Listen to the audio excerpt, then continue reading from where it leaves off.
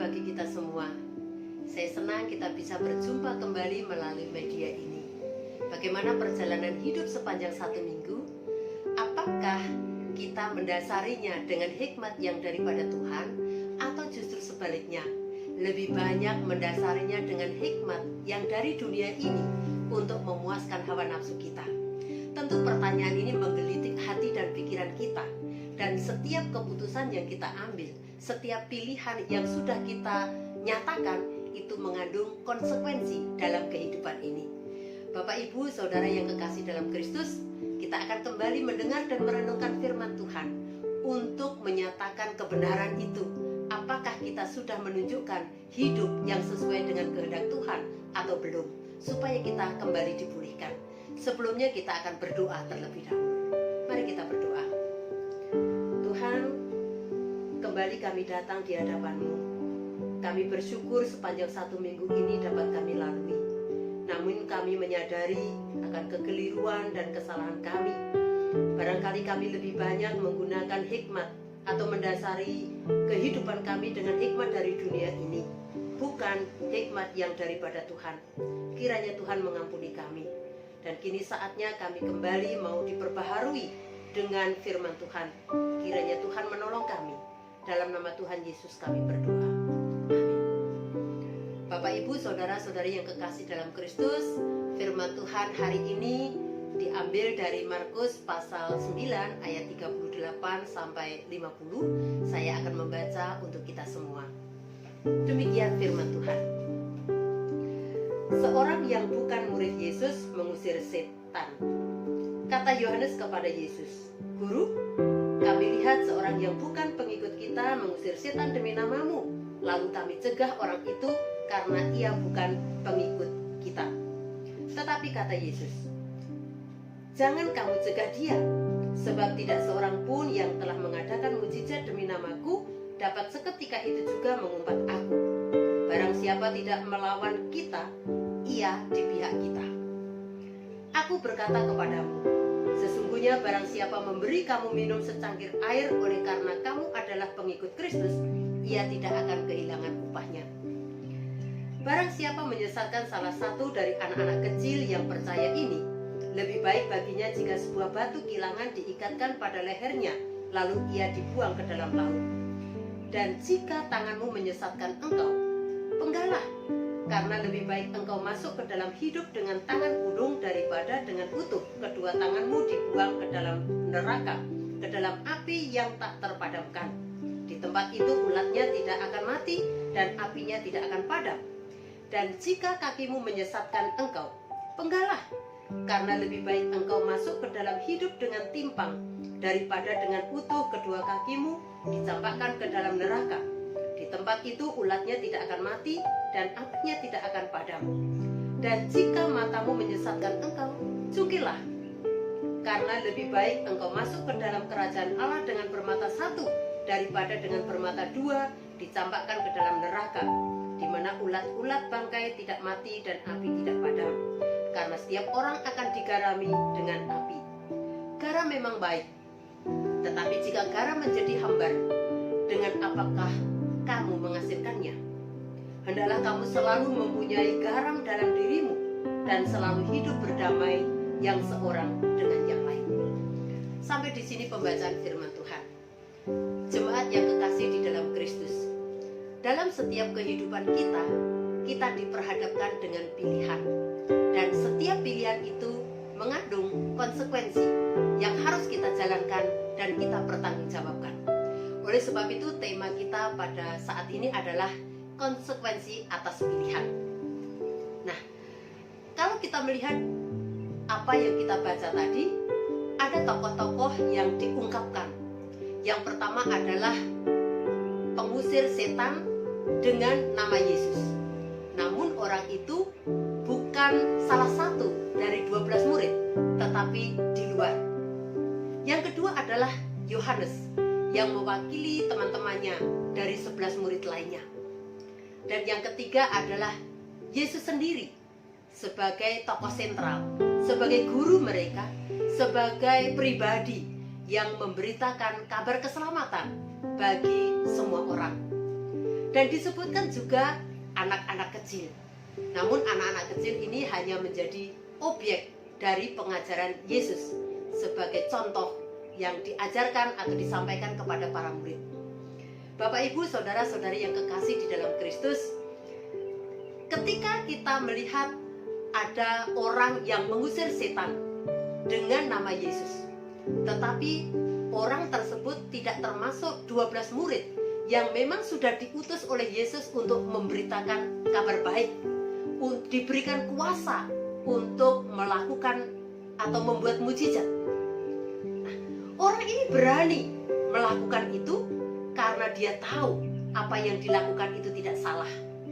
Namun keputusan dia melakukan atau membuat mujizat dengan nama Yesus mengandung konsekuensi. Dan dia mendapatkan komplain dari Yohanes dan teman-temannya. Tadi juga kita sudah membaca dengan jelas di ayat yang ke-39. Dikatakan Yohanes ketika dia mengadu kepada Yesus. Ayat yang ke-38. Lalu kami cegah orang itu karena ia bukan pengikut kita. Pertama-tama dia mendapatkan komplain dari Yohanes dan kawan-kawannya. Mereka mencegah supaya orang yang menggunakan nama Yesus itu berhenti membuat mujizat. Yang kedua, akhirnya pengusir setan itu pun diadukan kepada Yesus. Namun, konsekuensi apa yang dia lakukan dan dia yakini ternyata diterima oleh Yesus. Yesus tidak mengkomplainnya, tetapi Yesus justru memberikan kesempatan, tidak menerima laporan dari Yohanes begitu saja, tetapi justru membuat pengajaran baru bagi para murid. Pribadi atau pengusir setan yang menggunakan nama Yesus ini, dia tidak membutuhkan pengakuan. Sekalipun dia dikomplain, dia tidak marah dan dia juga tidak membalas. Namun dia tentu tetap akan menjalankan ini, apalagi Yesus juga tidak melarangnya. Justru Yesus melarang ketika Yohanes dan teman-temannya itu mencegah.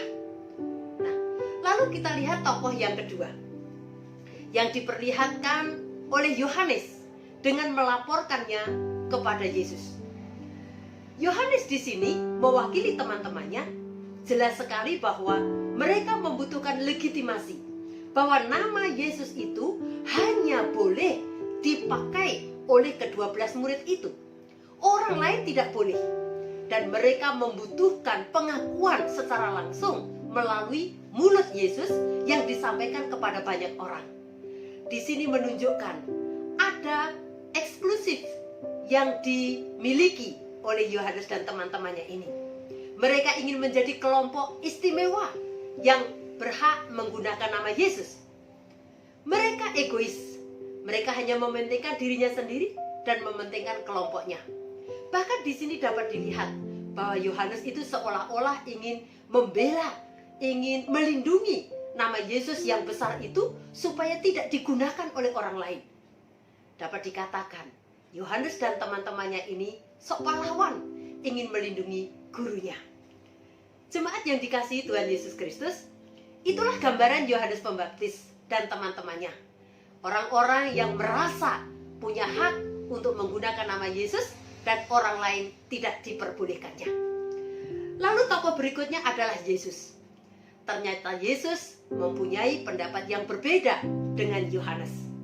Ketika Yohanes menyampaikan laporannya, maka pada akhirnya Yesus harus memberitahu kepada murid-muridnya bahwa kehidupan mereka, pandangan mereka itu harus diperbaiki, harus diperbaharui. Yesus tahu muridnya itu bukan hanya 12 itu saja, tetapi ada banyak di luar sana. Ada yang lainnya.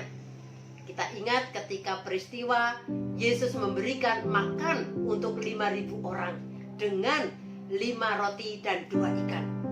Jelas dituliskan di sana, dicatat di sana, ada 5.000 orang laki-laki, bahkan yang perempuan dan yang anak-anak pun tidak terhitung di dalamnya. Itu artinya murid-murid Yesus itu banyak di sana. Oleh sebab itu, Yesus harus meluruskan pandangan dari 12 murid ini. Yesus akhirnya mengajarkan tentang proses pemurnian. Mula-mula Yesus memberikan gambaran melalui ayat 42 ini. Barang siapa menyesatkan salah satu dari anak-anak kecil yang percaya ini, lebih baik baginya jika sebuah batu kilangan diikatkan pada lehernya, lalu ia dibuang ke dalam laut. Tuhan Yesus menggambarkan dengan anak kecil yang percaya kepada Yesus. Bisa jadi ini menjadi gambaran orang yang percaya kepada Yesus, lalu menggunakan nama Yesus untuk membuat mukjizat, dan ketika para murid itu melarangnya, itu artinya juga bisa digambarkan sebagai menyesatkan mereka. Kemudian di ayat-ayat berikutnya 43 sampai 47, bagaimana proses pemurnian itu harus dilakukan. Pemurnian hidup atas konsekuensi pilihan membutuhkan pengorbanan, membutuhkan kerelaan sekalipun itu menyakitkan. Maka ayat 43 dimulai dengan jika tanganmu menyesatkan engkau. Lalu ayat 44, jika kakimu menyesatkan engkau, dikatakan dengan jelas, penggalah. Lalu ayat yang ke-47 dikatakan, dan jika matamu menyesatkan engkau, cungkilah. Bapak, Ibu, dan saudara-saudari yang kekasih dalam Kristus, apakah ini harus dipahami secara fisik? Sehingga kita ingin masuk dalam kerajaan surga, tetapi anggota tubuh kita harus terpotong-potong. Tentunya ini adalah sebuah gambaran pemurnian hidup. Ketika tangan dan kaki serta mata memberikan gambaran tentang tindakan-tindakan yang tidak berkenan kepada Tuhan, dan itu harus direlakan untuk dibuang, dihentikan, dan harus direlakan untuk dimatikan.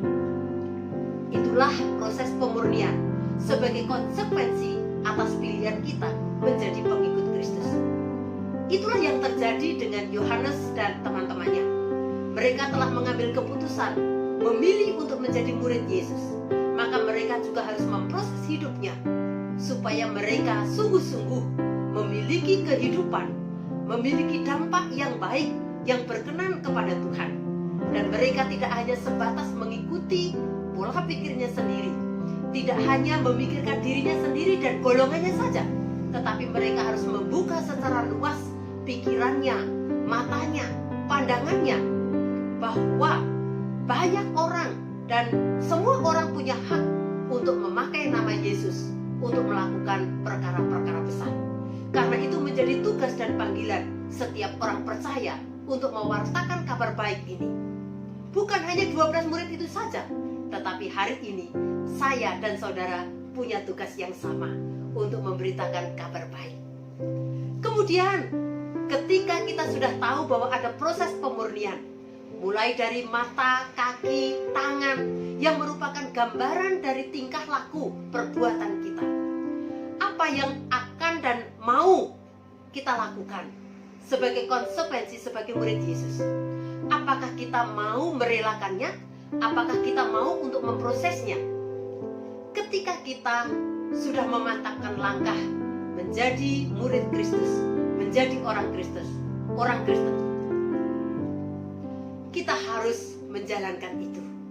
Kita harus bertanggung jawab atas konsekuensi yang ada. Bapak, Ibu, dan saudara yang dikasihi Tuhan Yesus Kristus, sebagai murid Yesus, atas pilihan kita, pertama kita harus mau menjalani proses pemurnian hidup itu setiap hari, setiap waktu. Yang kedua, kita harus mau meninggalkan hal-hal yang menyesatkan, yang berdasarkan keinginan diri sendiri, yang didasarkan dari hikmat dari dunia ini, dan harus menggantikan dengan hikmat yang dari Tuhan untuk menjadi landasan dalam kehidupan kita. Yang ketiga, sebagai orang yang telah memilih menjadi murid Yesus, maka kita juga harus mau hidup berdasarkan petunjuk Tuhan, yaitu berdasarkan hikmat yang Tuhan berikan kepada kita.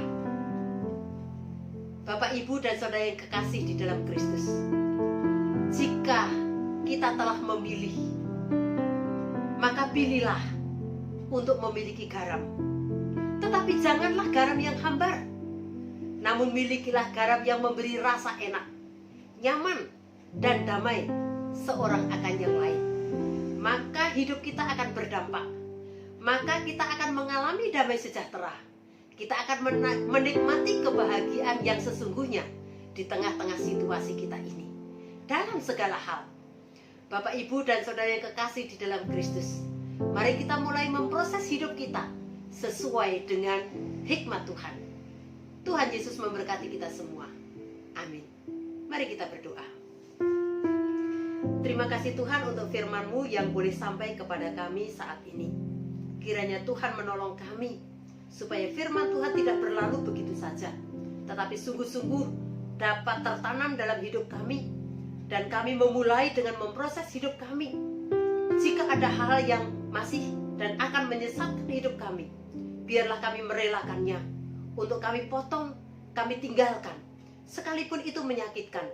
Bahkan ketika kami mendengar firman Tuhan ini pun, kami merasa hidup kami digoncang, digoyahkan, oleh karena hidup kami yang masih mengikuti hikmat dari dunia ini.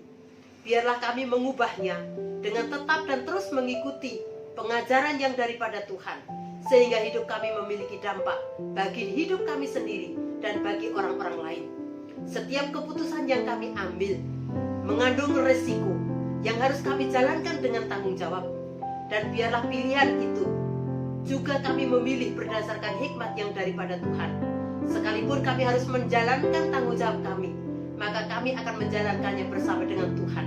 Kami akan mampu untuk melewati semua hidup, semua perjalanan hidup ini. Hanya di dalam nama Tuhan Yesus kami berdoa. Amin. Selamat hari Minggu. Tuhan Yesus memberkati kita semua. Shalom.